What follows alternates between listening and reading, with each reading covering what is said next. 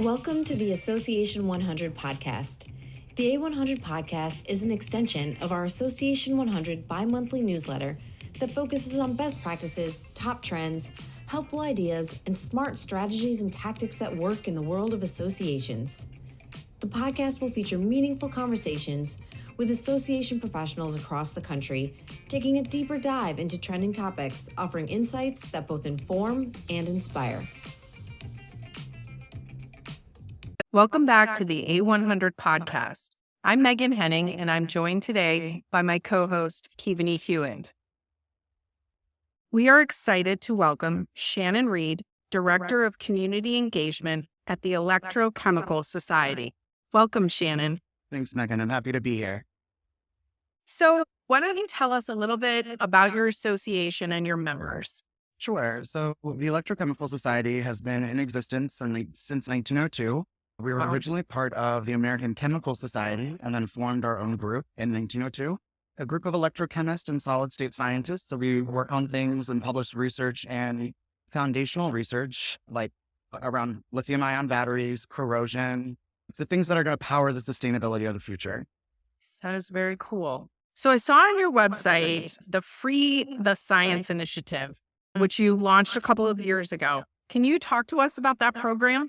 Sure. Free the Science is a program centered around making published research free and available to everyone. So in the publications realm, it's a pay to publish, pay to read, so a subscription model, and the ecosystem is changing. Yes. Organizations, governments are saying if you're using government funding, you have to make the research available to everyone. Okay. And so back in 2014, we launched the Free the Science Initiative, where we would make all of our research free to publish and free to access to anyone. And we stand behind that because we're a highly peer-reviewed journals. And while it was initially started as a fundraising program, we have pivoted a little bit and are using operational revenues to support getting to Free the Science. So building our endowment and working through transformative agreements with our publishing partners to make sure that the science is free and accessible to everyone. That's great. So how does having an open access to scientific research contribute to the advancement of your field? Sure. Imagine you are in a library and you're doing your research and you can only read an abstract. You can't access an article because the library doesn't have subscription to their journal. So if you make, especially in underrepresented communities or underrepresented countries, not having to have a subscription allows people to access that content. And That's so great. that allows the Yes. advancement. People have access, and that's what's important. Yeah, and that's like global advancement too. Absolutely. Yes. Great. Awesome. So switching gears a bit, I know before we met, you mentioned the upcoming battery workforce development program that you guys have, which sounds very exciting, and especially during the high demands in the market too. So if you could just tell us more a bit about this program and its objectives. Yeah, as you can tell, the U.S. government in particular is making investments, Yes. significant investments Yes. in the electrification of things to deal with climate change or sustainability. And what we're initially starting with our battery workforce development program is providing education to people that may not be true electrochemists, but starting out at the master and PhD level. So people have some interest in chemistry, they have some exposure. But we hope to grow that so those courses can be taught at a community college, undergraduate level to That's great. retrain people who are going to be working in sustainability. And when I say that generally, mechanics no longer working on internal combustion engines, but working on electric vehicles. They all will need some type of information Yeah. around electrochemistry and solid-state science. And that's what we hope to do with this battery workforce development program. We're starting small. We've got 3 courses that we plan to launch this year, and then eventually grow that into larger programs that serve not just graduate students, but also serve the undergraduate community college market to maintain the movement towards sustainability. That That's is amazing. great. And just so important too, especially educating people, but also bringing sustainability conversation, which is so important too. So that's awesome. How will you grow this program to support communities like undergraduates and community colleges and all those that you mentioned? Because this is important, and every single thing that we use uses this. Yeah. It's not as if, oh, you need it. We absolutely need this. Absolutely need it. Yeah. And a lot of that is going to be done through partnerships. working with institutions, both domestic and international, to say, hey, we have this resource here. We have the top of the line instructors, the people doing the research that can teach you about this information. And I think the partnership route is really what is going to grow this program the most, whether it's partnering with Ford or GM or Tesla, right? Or partnering with a government organization around growing the education space, because the US doesn't necessarily have a traditional electrochemistry program. Most people are introduced to electrochemistry in an undergraduate course and they're like, wow, I really enjoy this. And then they get into that undergraduate studies. So making this more accessible, more visible, and partnering with other organizations is the plan on how to do this. I love this too, because I think that partnering with community colleges and colleges itself, it's just opening up different pathways that maybe people didn't even realize were there. And I feel that's certainly important, but the very fact that it's dealing with the batteries and everything being electrified is just what a great way to get in sort of the front door on something like this, as opposed to the back door, which most people are like, oh, I was on the tail end of something. This way, they're welcomed right from the beginning. So I really think that's very cool. And I also, it's important from my perspective that we also allow that access to non-traditional students. Yes. Right. So not everybody is going to have that college career pathway and education, higher education. So being able to make this accessible to everyone is hugely important to our organization. I think that's great. So I know you have a background in higher education student affairs, which offers an interesting perspective on transferable skills in this arena. What's your approach to community engagement and member services? Yeah, so I really enjoyed my time in higher education, and I have found that moving to the association world, a lot of those experiences in student affairs are transferable. The biggest one for me is meeting our communities where they are.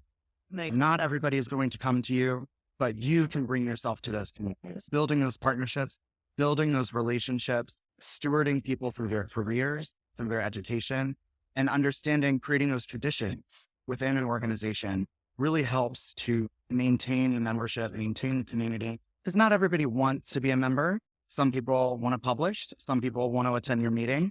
We can't have everybody be everything to an organization. We allow them to choose their own path, but we meet them where they want to be met. That's very cool, So well because said. that is not the traditional thinking when it comes to associations, because it's about like members, numbers. But I love that you are meeting them where they are and allowing them to choose that pathway, which I think is very interesting and will be I think our other listeners may be very interested to hear of a different model. So I like that. Yeah. And from an organization perspective, ECS has about 8,000 members. So we're smaller, but our overall community constituency size is around 50 to 60,000. Oh, wow. So that's people who are peer reviewing for us in our journal. They're attending our meetings. They might be members with us, and we love our members and we love our community. Yes. The organization wouldn't run without members, right? There's a governance structure for a reason. Of course. There's stewardship, there's leadership, but meeting everybody where they are and engaging them in the way that they want to be engaged, that personalized experience, is what's going to make the organization sustainable. That's great. Awesome. And going off of that, now your role is the director of community engagement. So I'd love to know more about the most effective engagement strategies you've come across in this role, and what's helping fostering this? There have been a couple of things that we've done, I would say on a smaller scale. The items that have been super effective for us, understanding that between a student and a full professional member, there's an intermission. And so meeting that early career person to give them a membership opportunity that isn't as costly, but still allows them to engage, has been extremely successful for us. And also the opportunities at meetings. So our meetings are very technical.